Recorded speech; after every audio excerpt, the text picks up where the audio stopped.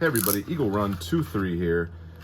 We have made it to where we are almost at the end of May, which those of you who are keeping track of these things, you know that the pistol brace rule is finally coming into effect, and it won't be long now until we are all just felons.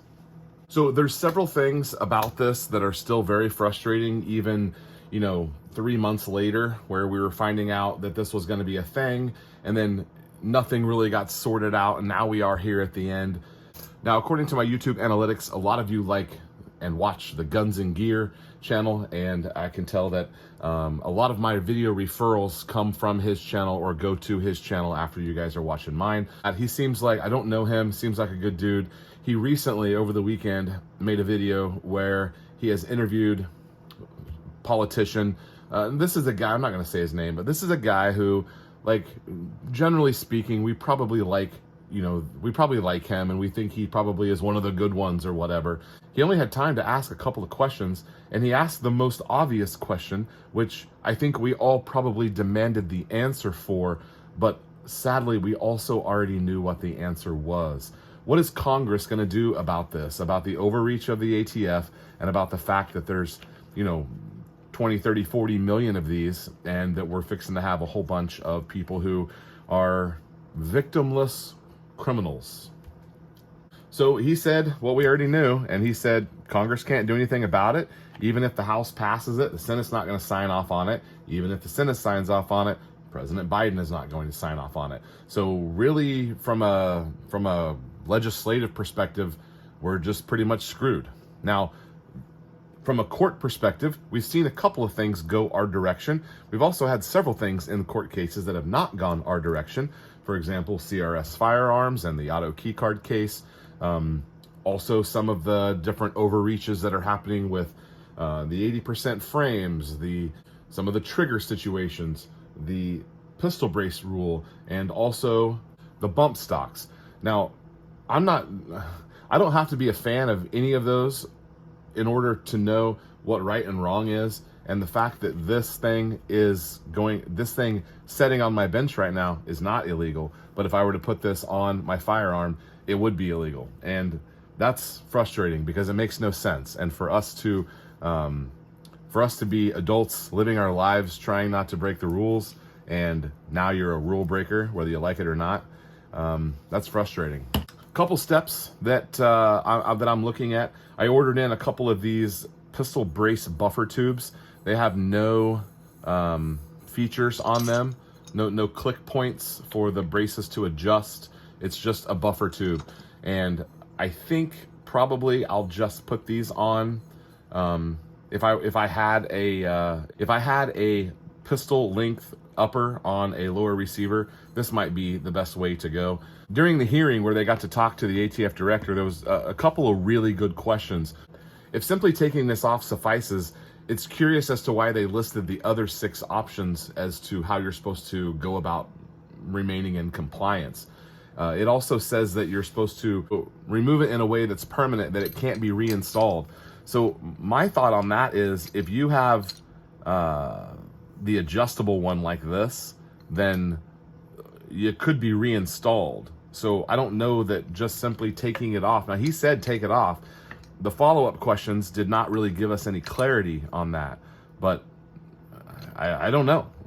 Simply taking it off seems like a logical thing, but this isn't really a common sense situation where we can just use our logic and how we know what we know about how the world works. It doesn't really seem that this is the best example of that.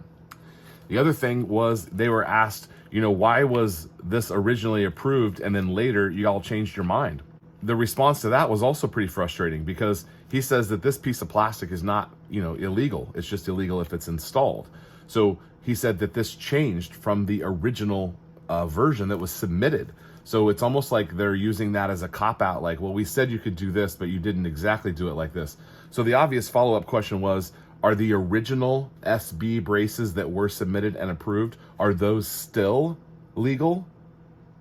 Even though the ones maybe like this one are not. This is a Palmetto State Armory. I don't know what they call theirs. If you go to my link tree down below, you can find a link, an affiliate link for Palmetto State Armory. Appreciate you guys supporting me and supporting the people who are out here standing up in the gun industry as well. That's fantastic.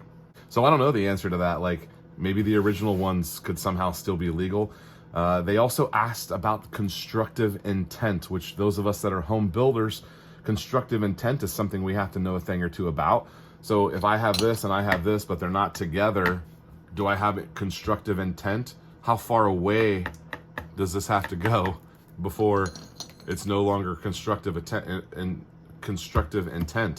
You know, do I need to put this in a drawer? Do I need to, I was actually thinking about, like, maybe I could like put this in a vacuum saver and like seal it up. So like there's no constructive intent because it's all sealed up and put away. I don't know. Frustrating times here for us that are trying to follow the rules. And I know most of you are just saying we're not going to comply. I get it. I definitely get it. It would be interesting to see if maybe Congress can take some steps to take some money away from the ATF, or make it to where maybe they could earmark to where, you know, certain dollars can't be spent on, you know, prosecuting people, or, you know, the whole victimless crime thing is just really frustrating. This going on here does not create a victim. There's no victim here by having this installed or not installed. So criminal, not criminal, that's just really tough to wrap your head around. That's just really tough. That's a tough situation. So also the debt ceiling is coming up as well. Another thing happening here at the end of the month. There's a whole bunch of just finger pointing here with this, and it's kind of hard to stay, you know, on top of what's going on. But realistically, everybody wants more money. And as soon as you say, oh, well, you got to make some cuts, then immediately it's like your petulant 2-year-old, well, you're going to cut the seniors and the schools and the veterans. Like, they're going to lose all this money and they're not going to be able to, you know, get groceries or go to the VA hospital, or, you know, there's not going to be, you know, iPads in the school anymore. Like, it's just such a wicked time that we're in right now. Such a wicked time. Okay, well, I got some other stuff to do, guys. I appreciate you hanging out with me. Stay vigilant, boys and girls. Stay vigilant. More to come. Eagle Run 2-3. We'll see you next time.